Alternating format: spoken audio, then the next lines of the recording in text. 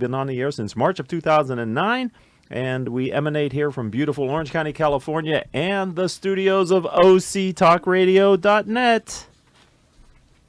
Be Ready Earthquake and Survival Products helps businesses, individuals, and schools get the products and the plans they need to be ready for any disaster. You know, so many businesses and people want and need to get this done. However, many of them don't even know where to start.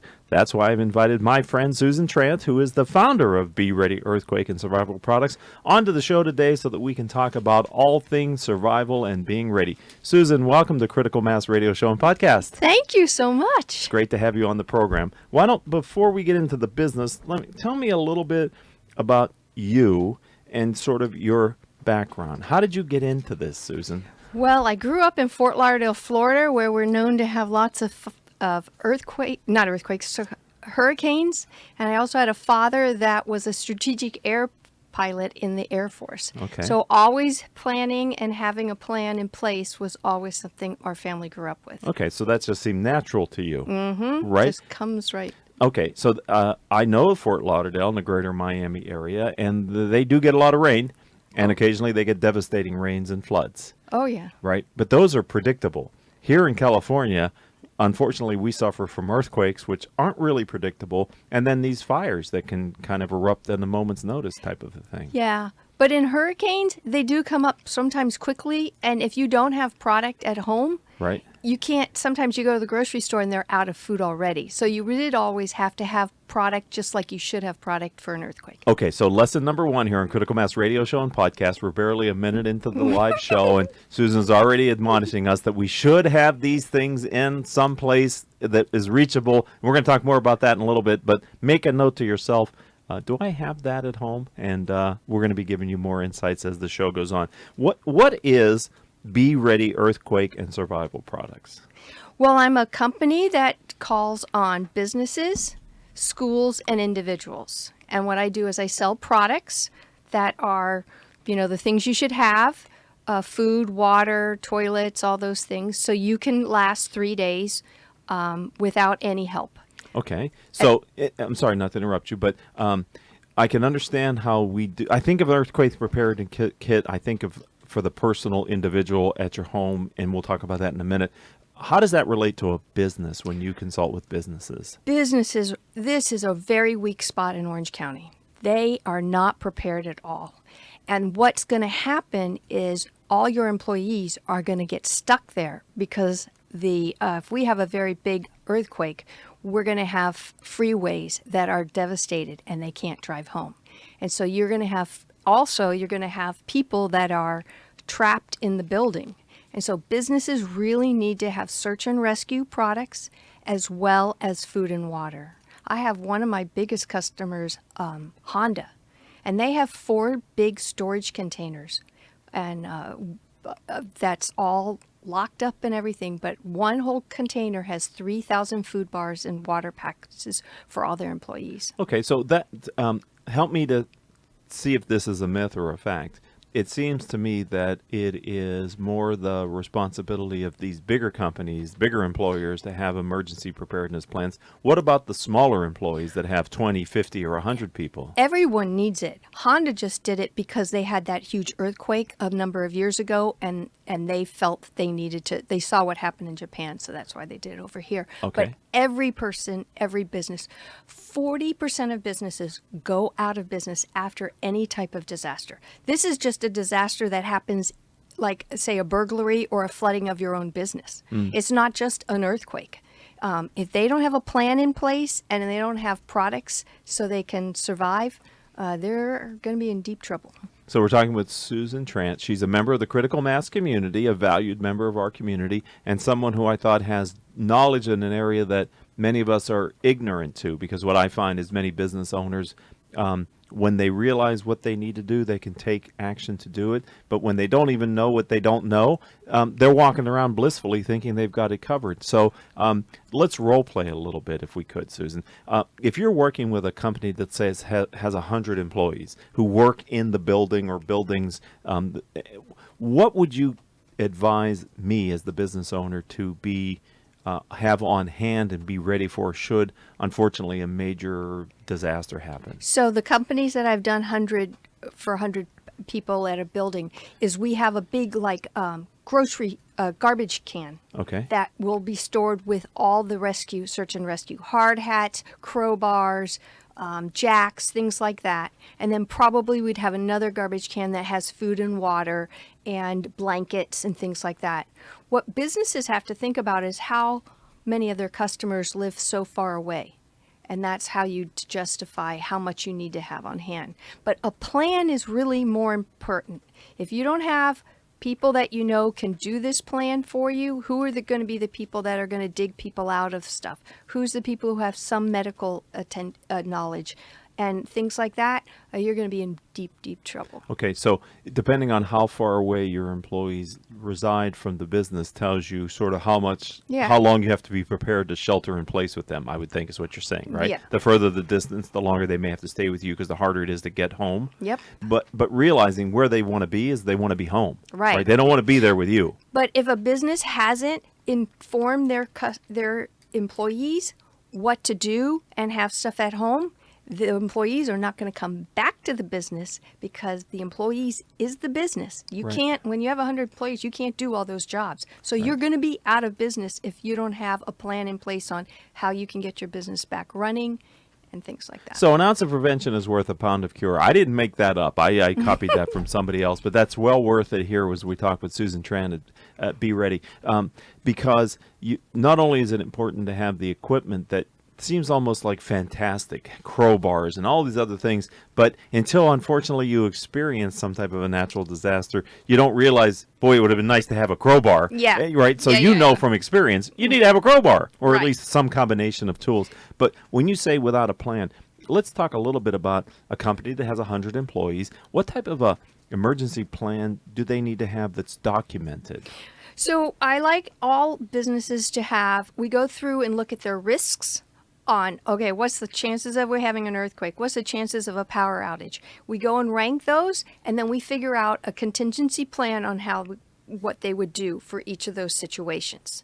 If the building gets flood, where are we going to go work? Because employees can maybe last 2 weeks without a paycheck. And after that, they're going off and finding a job, and then your business is down. Right. So for every day small business is out, that's $3,000 lost, they say. For a medium business, it's about $23,000 a day. It starts adding up a lot. Right. And is it wise? Do you help your clients to recognize that they need some people who are trained in like emergency skills like CPR? Or, Yeah. Okay. Yeah, and we want them to be trained. And also there's companies called CERT. It's not a company. Each city has a CERT program where we could send employees. Basically, it's usually free or about $40.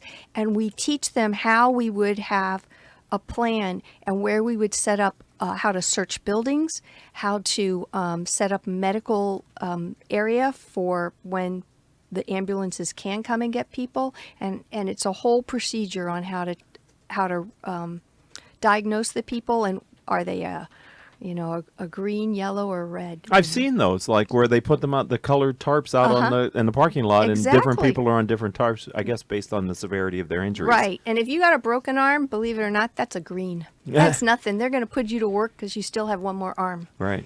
you know. So we are talking maybe worst case scenario, and sometimes business owners go, it hasn't happened. The likelihood of it happening is so infrequent or improbable. Why would I spend my time and effort and money on something that is like a low probability event? Well, you spend money on other things insurance-wise, and it doesn't happen, and you still keep purchasing it. So to spend $1,000, $2,000 to make a plan or to get product in place that'll last you a good 20 years, it's well worth it. So these products that you represent have shelf life of... The food, so if you buy like the tools and stuff, they're going to last you a good 20 years. But the food and water, you exchange out every 5 years, and that's one of my services is I will come, tell you your food and water needs to be changed out, and then we just replace it. But the food and water doesn't cost that much considered to what you purchase for the whole kit. Mm-hmm. And then the plans that I make, we go and review once a year, but you definitely have to have a fire drill. You have to have an earthquake drill, and now you need an active shooter drill for all business. So when you places. say you have to, what do you You mean by should. you have to? Okay, You it's should, just I'm sorry. good common sense thing, right? And yeah, I'm sorry, it's not a law yet, but it's becoming that businesses need these type Okay, of plans. so it's give them to me again. Fire drill, Fire drill. earthquake drill, Okay. and then active shooter drill.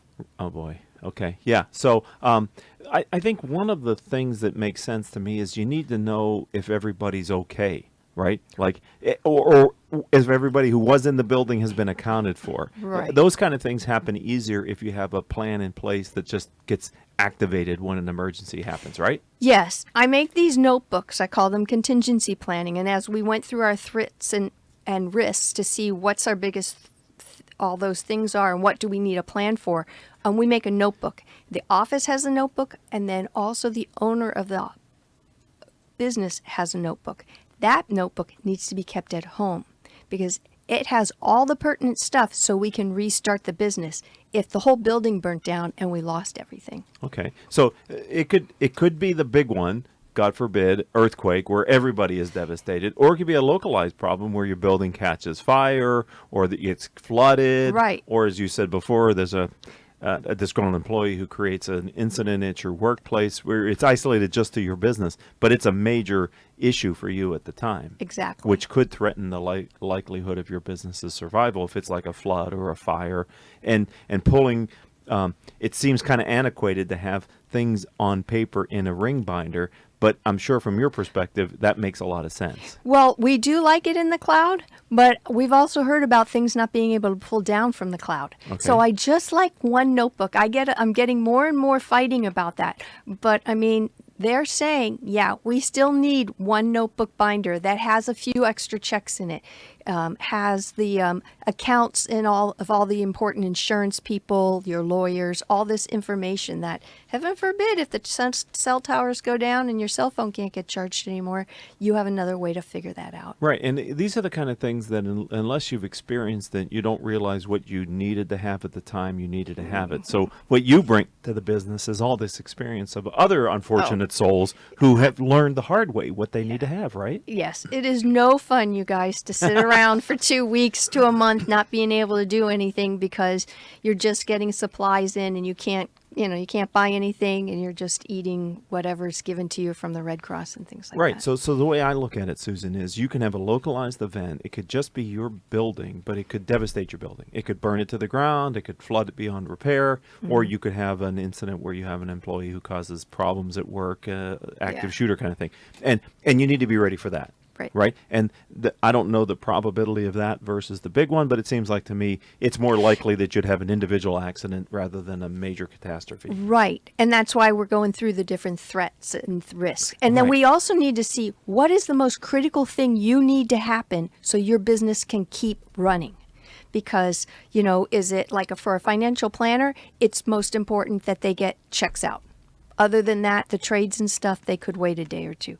But, other businesses, it's getting financials out. I have a company I'm doing right now, and they've got to hit their profit statement, those statements out on a certain date. And they've got a lot of different companies. So I would think, depending on the type of company, spending some time with a professional such as yourself, thinking through scenario planning a catastrophe, an issue, is valuable because you can anticipate then what you would need, and then you might be able to spend the time and energy to put those in place so that, God forbid, if you needed them, you had it. Yeah. And what could that be worth to you as a business owner, right? To have done the work before you needed it. Yeah, peace of mind is well worth the cost. Right. But, nowadays with the internet, if they can get a hold of you, if your phone number's not working, they're just going to go to the next person. So we really need to make sure we have a plan so they can keep reaching you and you can keep working. But on the other side of that, there are many of businesses of the 100 employee size and 20 employees too who have service level agreements where they have agreed in contracts for their suppliers or for their customers to be able to meet a certain level of performance. And you need to look at those SLAs as well, because in that may be the wording and you don't get out of jail free because you've had a major catastrophe, right? You're still obligated to be able to meet that SLA, and you might be incurring penalties from your customers because you're down and unable to provide product. Yes, that's a big deal. Right. That's a very big so, deal. So thinking about all these, it's hard to imagine that your business could become unable to work at all. And I wanted to start this conversation by saying it could be a localized event. God forbid your building could burn down, or it could be flooded, or something else could happen that would negate your ability to do business for any extended period of time.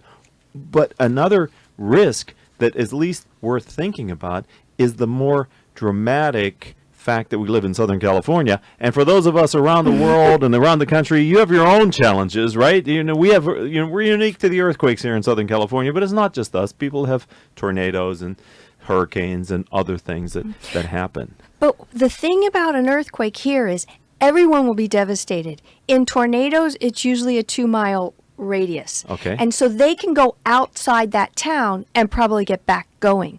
But here in this dense area, we're really going to be in trouble. And that all these businesses are going to be out of business. And they need to have some type of way that maybe somebody outside the state will run and ship their stuff to them. We really need a plan. Right. So let's we have a few minutes left here on Critical Mass Radio Show and Podcast. We're talking with Susan Trant.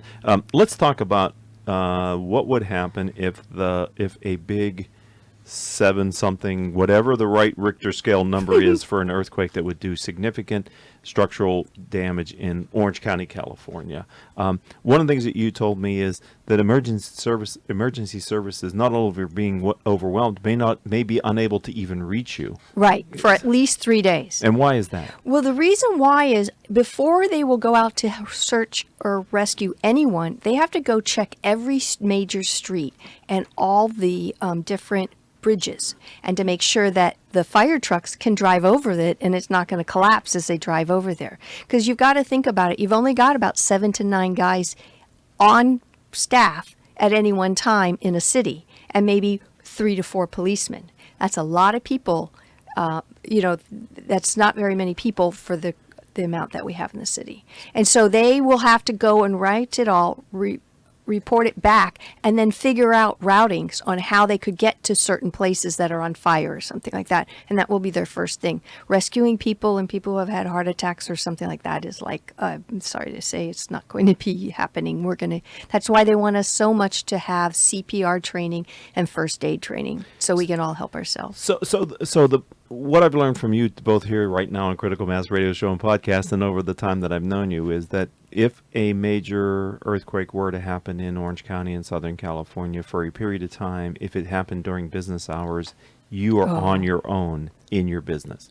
Is that fair to say? You are really dependent on the people that you're housed with, that you're going to have to work as a team and figure out a plan. How to get around that. Mm-hmm. And unfortunately, if some of your people became injured because of the earthquake, it's going to be your responsibility as a business to figure out how to give them care until someone with better training can get there. Yes, and it may be days. And it could be an extended period of time. Mm-hmm. And so it seems to me that this basic first aid training and CPR, these are things that are just good to have in the culture of your company. Yeah, even hospitals now, like UCI and Mission Hospital, are doing these free trainings called Stop the Bleeding. And it's about an hour course, and the surgeon doctor comes down and they talk about how to tourniquet, and they make you learn how to tourniquet people and also how to do deep wound keeping wounds from bleeding. It's very interesting because they know all these we need help. So earlier this year, this is 2019. We're streaming this live on OC Talk Radio and on our YouTube channel in 2019. But earlier this year, there was a series of earthquakes out in the eastern part of California, right in Ridgecrest area, yeah. Mm-hmm. And I think that got into the zeitgeist of people's minds. Oh God, these things, this could happen, right? Mm-hmm, but how quickly we forget about it. Yeah. They do, but that's when my business, they always think about this stuff after. It's called a wake-up call, and they go and buy all sorts of stuff. But if they, that's all good, need to keep it in a place that's safe, not on the second floor of your house and not on a shelf or something like that. And in a building, we want to keep it by a door and, someplace safe there. But yeah, they're wake-up calls, but I wish people could wake up before. And one of the other things that you shared with me when I first met you was a list of documents. Yes. Let's switch it a little bit to maybe to more the personal side. So can you share with me what that is? So buying product is great, and knowing how to use most of it is good too. But if you don't have these important paperwork, such as a driver's license, your birth certificate, some type of utility bill showing where you live, also a check with your routing number, you can't prove to FEMA who you are, you're not going to get any help. Because what happened is, back in Katrina days, people from Alabama and Texas came into Baton Rouge, and they said, "Oh, that's my house. I need help." And so FEMA gave trailers and gave money and Walmart cards to all these people that really didn't deserve it. And then once people are in FEMA trailers, you can't get them out. So FEMA's very close now, and they're not going to give you a trailer in front of your house unless they're sure it's you who live at that house.